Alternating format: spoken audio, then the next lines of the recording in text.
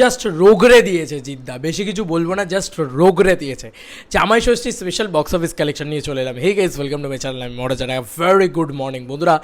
জিদ্দাকে অনেক কথা সহ্য করতে হয়েছিল, আমি এটাই চাইছিলাম যে boomerang will be a biggest game changer হোক। আমি এটা চেয়েছিলাম যে অনেক কথা, অনেক একটা ছবি একটু আন্ডার পারফর্ম করলে লোকটাকে কত ফালতু কথা শুনতে হয়। আজকে দেখিয়ে দিল জিদ্দা যে ওয়ার্ড অফ মাউথ কী জিনিস, অডিয়েন্সের পাওয়ার কী, দর্শক কোনটাকে চাইছে।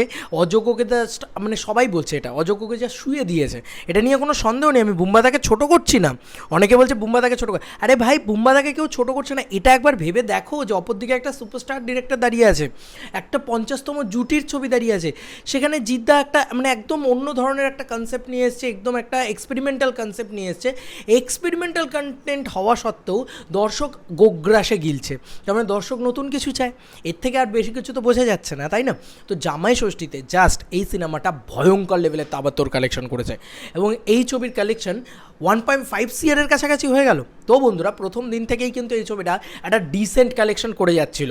তারপরে আসল জাম্পটা আনে শনিবার এবং রবিবার, কারণ ওয়ার্ড অফ মাউথ এত স্ট্রং ছিল, 100% পজিটিভ রিভিউজ ছিল। কালকেই আমি তোমাদেরকে বলেছি যে প্রায় 27টা মতন অলমোস্ট ফুল শোজ দিয়ে দিয়েছে, তাও মাত্র কলকাতার ভিতরে, মানে দেখতে গেলে মানে ইয়েতে অযোগ্যর পাশাপাশি দেখতে অযোগ্য সেখানে 14 না 16টা এরকম সামথিং কিছু একটা দিয়েছে। বাট বুঝতে পারছো, this is the power of content.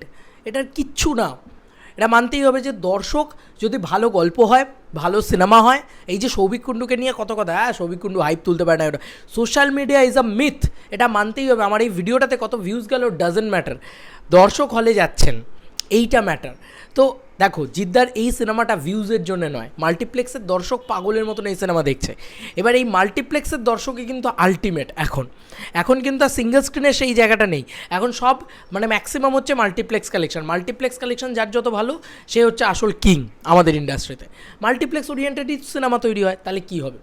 তো এবার সেই মাল্টিপ্লেক্স জোনে এতদিন ধরে জিদ্দা করেননি, তাই উনি দেখিয়ে দিলেন যে প্রথম একটা ছবি মাল্টিপ্লেক্সের ওরিয়েন্টেড ছবি করে কীভাবে কিং হওয়া যায় একটা মাল্টিপ্লেক্সে গিয়ে। It's huge thing. কিন্তু একটা জিনিস আমার কীরকম লাগছে দেখো, জিদ্দা কিন্তু হল ভিজিট করেন না বন্ধুরা, ভালো করে লক্ষ্য করলে দেখবে জিদ্দা কিন্তু হল ভিজিট করেন না। রুক্মিণীদি যাচ্ছে, নীলান্দা যাচ্ছে, বাট জিদ্দা যাচ্ছে না, কারণ ওই সুপারস্টারডামটাকে উনি ধরে রাখতে চান। এক একজনের এক একটা মানে অ্যাটিটিউড হতে পারে, এরা হতে পারে, এটা অ্যাটিটিউড না, মানে এটা কিন্তু কোনো অ্যারোগেন্স না, আমি বলছি এটা ওনার স্বভাব হতে পারে, এরকম একটা ব্যাপার হতে পারে যে উনি ওই স্টারডামটাকে ধরে রাখতে চান, অ্যাভেলেবেল হতে চান না, এটা হতেই পারে। তবে আমার খুব ভাল লাগছে যে বুম্বাদা, তারপরে অযোগ্যর পুরো টিম, তারা গোটা মানে একদম সেই প্রত্যেকটা হল ভিজিট করেও তারা বুমেরাঙের ধারে বার দিয়েও যেতে পারছে না। এটাই হচ্ছে কোথাও গিয়ে কন্টেন্টের পাওয়ার। একঘেয়ে জিনিসপত্র বাংলার দর্শক দেখবে না, এটা বাংলার দর্শক বুঝিয়ে দিল। যাই হোক বন্ধুরা, বলে রাখি, শনি রবিবার থেকে খেলা ঘুরিয়ে দিয়েছে, তবে রবিবারের যে রেসপন্স ছিল তার থেকেও বেটার রেসপন্স কিন্তু জামাই ষষ্ঠীতে নিয়ে আসতে পেরেছে। একটা জামাই ষষ্ঠী যে দিনটা কিন্তু সবার ছুটির দিন নয় বন্ধুরা, আমি নিজে বলছি, আমার বাবা নিজে অফিসে গিয়েছেন, তো সবার ছুটির দিন কিন্তু জামাই ষষ্ঠী নয়। তারপরেও বিকেলবেলা থেকে খেলাটা ভয়ঙ্কর লেভেলে ঘুরে যায় এবং পরপর হাউসফুল মারতে শুরু করে। এবার স্টেডি কালেকশনটা যেহেতু এত ভালো পজিটিভ রিভিউজ, এত ভালো রেসপন্স সর্বত্র, এবং প্রত্যেকে ভালো কথা বলছে বুমেরাং নিয়ে, সেহেতু কী হবে বলো তো, আজকে বা কালকে বা প্রতিদিন সন্ধেবেলা থেকে তুমি জাম্পটা দেখতে পাবে। এই তাপপ্রবাহ, এই গরম, এই কারণে কিন্তু সকালবেলার জাম্পটা তুমি দেখতে পাচ্ছ না। ভাবো তো একবার যে বুমেরাং যদি একবার ডিসেম্বরে রিলিজ করতো, বুমেরাং যদি একটু শীতকালে রিলিজ করতো, সব খেলা ঘুরিয়েই দিত ভাই, সব উড়িয়ে দিত, সব শেষ করে দিত, তছনছ করে দিত, যাকে বলা যেতে পারে। যাই হোক, আমি যদি বলি তাহলে মোটামুটি এই জামাই ষষ্ঠীর দিনে মোটামুটি এই সিনেমাটা আমার প্রেডিকশন অনুযায়ী, আবারও বলছি, near about 40 to 45 lakhs 40 to 45 lakhs collection একদিনে এনেছে, প্রায় 50 লাখের কালেকশনের সমান। It's a huge thing, it's a huge number বলা যেতে পারে। আর আমি অ্যাকচুয়ালি দেখে না এত খুশি হয়ে গেছি। এবং আজ থেকে শুরু হয়ে গেল নন্দন, মানে এক সপ্তাহের টোটাল কালেকশন যদি আমি ধরি, তাহলে আজ থেকে শুরু হয়ে গেল নন্দন।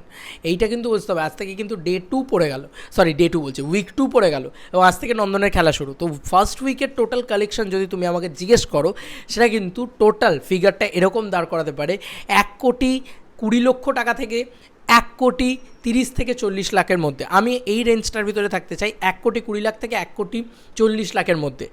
এই কারণে কিন্তু সিনেমাটাকে হিট ঘোষণা করে দিয়েছে। অনেকের অনেক দ্বিমত থাকছে, অনেকে বলছে কেন হিট ঘোষণা করে দেওয়া হয়েছে। আরে বাবা, রেসপন্স দেখে হিট ঘোষণা করে দেওয়া হয়েছে, বাজেট রিকভার করে নিয়েছে বলে হিট ঘোষণা করে দেওয়া হয়নি। কি অদ্ভুত বোকা বোকা কথা। আমার এইটাই বক্তব্য যে এগুলো একটু বোঝো যে হিট কেন ঘোষণা করে দেওয়া হয়েছে ছবিটাকে।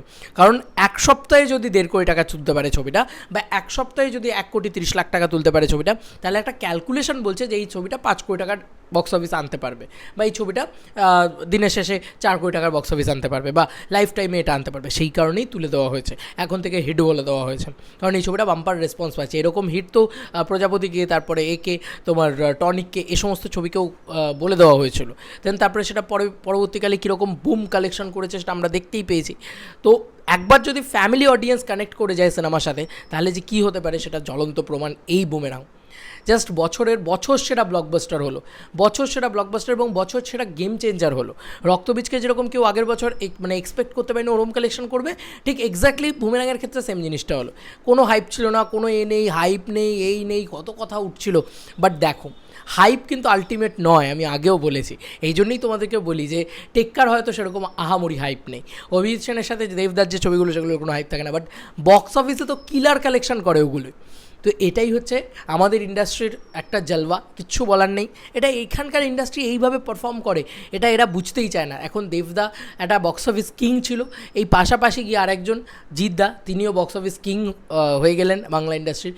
কেউ আর খারাপ জায়গাটায় নেই, দেব, জিৎ, শাকিব খান কেউ খারাপ জায়গায় নেই, প্রত্যেকে এখন একদম টপ রেঞ্জে যাচ্ছে। বাংলা ছবির স্বর্ণযুগ ফিরে এসছে বলা যেতে পারে। এটা দারুণ দারুণ দুর্দান্ত একটা খবর, এবং বুমেরাং জাস্ট ব্লাস্ট ঘটিয়ে দিয়েছে, আর কিচ্ছু বলবো না। এখন রেগুলার কালেকশনটা ভালো করে যাবে, এবং সোমবার, মঙ্গলবার এই দিনগুলোতেও না ভালো কালেকশন করেছে, মানে সেই 10 লাখ 12 লাখ এরকম করে একটা কালেকশন করেছে। এখন তো এটাই বোঝা যাচ্ছে, এমনি তো কেউ হিট ঘোষণা করে দেয় না। তো আমার বিশ্বাস নিয়ার অ্যাবাউট 1,20,00,000 থেকে 1,40,00,000 বা 1.5 কোটির আশেপাশে কিন্তু এই ছবিটার এখন অবধি ফার্স্ট উইকের টোটাল কালেকশন হয়েছে, যেটা উইচ ইজ সিটিমার কালেকশন। কারণ এই কালেকশনটা এর আগে কোনো ছবির, জিদ্দার কোনো ছবির ন্যাচারালি দেখা যায়নি এত মারাত্মক, এত বুম কালেকশন। মানে এটা চেঙ্গিজের থেকেও ভালো চলছে, এটা মানুষের থেকে তো অবশ্যই ভালো চলছে, রাবণের থেকেও ভালো চলছে। কেন বলো তো? কারণ চেঙ্গিজ বা রাবণ এই ছবিগুলো শুধুমাত্র সিঙ্গল স্ক্রিনে হেভি পারফর্ম করছিল, বাট এই বুমেরাংয়ের ক্ষেত্রে কী হচ্ছে, মাল্টিপ্লেক্স উইথ সিঙ্গল স্ক্রিন, মানে কৃষ্ণনগরেও হাউসফুল দিচ্ছে, মোহন টকেজ বহরমপুরেও হাউসফুল দিচ্ছে, আবার কোথাও গিয়ে সিনেপলিস লেকমলেও হাউসফুল দিচ্ছে, আইনক্স সাউথ সিটিতেও হাউসফুল দিচ্ছে, পিভিআর ডায়মন্ড প্লাজাতেও হাউসফুল দিচ্ছে। তো এই যে দুটো জায়গা মিলিয়ে যে একটা সম্মিলিত কালেকশন, সেইটা কিন্তু খুব ভালো হচ্ছে। এবার কিন্তু শুধু মাল্টিপ্লেক্সের ওপরে শুধু সিঙ্গল স্ক্রিনের ওপরে তাকিয়ে থাকতে হবে না। এই ছবিটার মাল্টিপ্লেক্স কালেকশন আসতে দাও ফার্স্ট উইকের। আমার বিশ্বাস যে প্রচণ্ড ভালো একটা মাল্টিপ্লেক্স নাম্বার আনতে চলেছে এই সিনেমাটার বাজেট কিন্তু তামঝামওয়ালা বিশাল কিছু নয়। অনেকেই বলতে পারে সিনেবটের ব্যবহার আছে, তারপরে জিদ্দার নানান জিনিসপত্র রয়েছে, ফিউচারিস্টিক বাইক টাইক রয়েছে, বাজেট প্রচুর তামঝাম কিছু না। তারপরেও তোমাদেরকে বলছি, এই ছবির বাজেট নিয়ার অ্যাবাউট 2.5 থেকে 3 কোটি টাকার ভিতরেই হবে, নাহলে এত তাড়াতাড়ি হিট ঘোষণা হতো না। কারণ তারা বুঝে গেছে যে আরামসে আমরা বাজেট রিকভার করে মানে প্রফিটে রান করা শুরু করে দিয়েছি, মানে শুরু করে দেবো খুব শীঘ্রই। এটা তারা বুঝেই কিন্তু হিটটা লিখেছে। কারণ জিদ্দা মিথ্যে কথা বলে না, জিদ্দা ওপেনলি বলেছে মানুষ আন্ডার পারফর্ম করেছে, মানুষ চলেনি। এই কথাটা জিদ্দা বলেছে, একজন সুপারস্টার হয়ে সে মিথ্যে কথা বলে না কোনোদিন বলে না তার মানে আন্ডার পারফর্ম করা, লো চলা বা না চলা সিনেমা সেটাকেও সে হিট বলে দাবি করে না, কোনোদিন এটা করে না। মিথ্যা কথা বলে জিদ্দা কোনোদিন ঢেড়া পেটায় না, যেটা সত্যি সেটা সবসময় বলে। ফ্লপ করলে ফ্লপ বলে, হিট বললে হিট বলে, একদম পরিষ্কার কথা সেটা পরিষ্কারভাবে বলে দেয়। চেঙ্গিজের সময় বলেছে, রাবণের সময় বলেছে, মানুষের সময়ও বলেছে, আবার বুমেরাংয়ের সময়ও বলেছে, একদম প্রপার কথা বলেছে। মানুষটা কোনো 2 নম্বরই লোক নয়, একদম যা বলার মানে একদম মুখের সামনে একদম এক কথা বলে। তো এই জন্যই মানুষটাকে আরও বেশি রেসপেক্ট করতে ইচ্ছা করে। বিগ স্যালুট টু জিদ্দা, তুমি গুরু ফাটিয়ে দিয়েছো, তুমি বস ফাটিয়ে দিয়েছো। তোমাদেরকে আর কি মতামত এন্টায়ার ভিডিওটাকে নিয়ে জানিও কমেন্ট সেকশনে। চলো বন্ধুরা, নতুন কোনো ভিডিওতে দেখা হবে। বাই। সত্যি বলছি, দিলসেও ভালো লাগে এ ধরনের ভিডিও তৈরি করতে। বাই।